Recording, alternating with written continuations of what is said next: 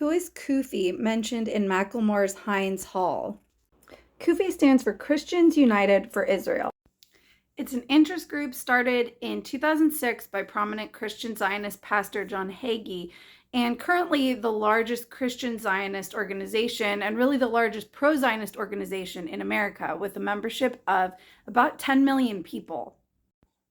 It describes itself as the foremost Christian organization educating and empowering millions of Americans to speak and act with one voice in defense of Israel and the Jewish people.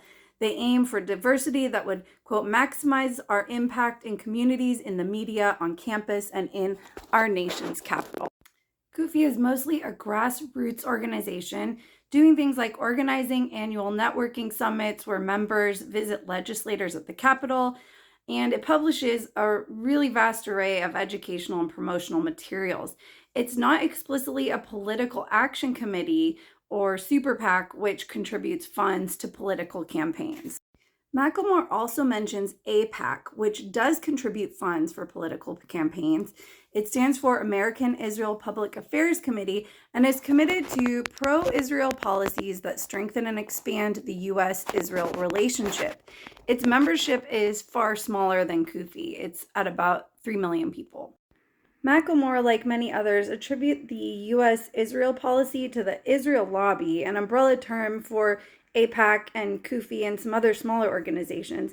But there are other things to consider too.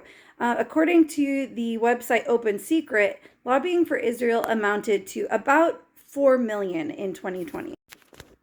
And while groups like AIPAC and CUFI are explicitly committed to influencing U.S. policy on Israel, I think it's important not to forget other interest groups, particularly in the defense and construction industries. And Macklemore does nod to other financial interests through the song, so even though he doesn't call it out explicitly, I think this is certainly included in that. According also to Open Secret, the website, defense industry lobbying amounted to around 50 million in 2020, so more than 10 times the Israel lobby.